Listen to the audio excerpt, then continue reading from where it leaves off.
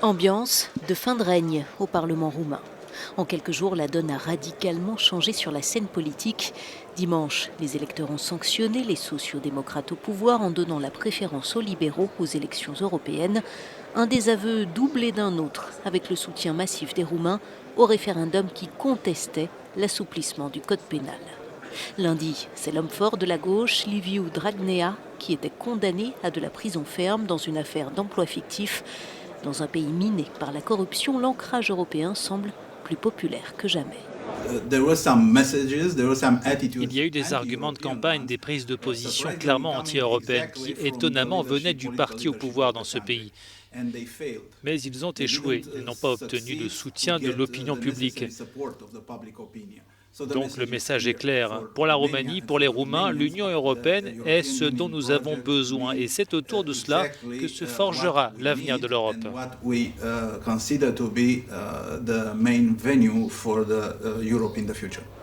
Alors que les autorités roumaines étaient pointées du doigt par Bruxelles pour ces réformes controversées, Liviu Dragnea avait adopté une rhétorique très souverainiste qui n'a pas convaincu.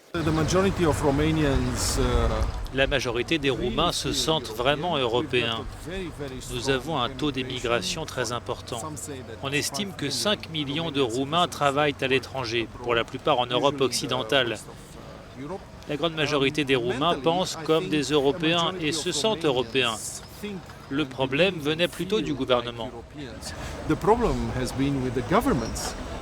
Conséquence des inquiétudes bruxelloises sur l'état de droit en Roumanie, le Parti socialiste européen avait gelé en avril ses contacts avec le Parti social-démocrate roumain. La première ministre Viorica Dăncilă assure vouloir regagner la confiance de ses pairs. Je vais aller à Bruxelles, je vais parler avec Frans Timmermans, parler avec les dirigeants européens, je vais rencontrer mes homologues portugais et espagnols pour pouvoir rétablir le dialogue avec les sociaux-démocrates européens.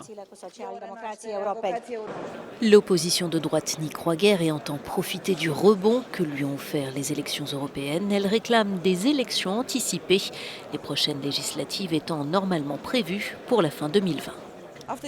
Après des années de protestation, le plus puissant levier du changement en Roumanie aura été le vote démocratique. Les élections européennes ont permis aux citoyens d'exprimer leur choix au même titre que des élections nationales. Qui aurait cru que le scrutin pour envoyer des représentants au Parlement européen forcerait le gouvernement et le parti au pouvoir à changer de cap?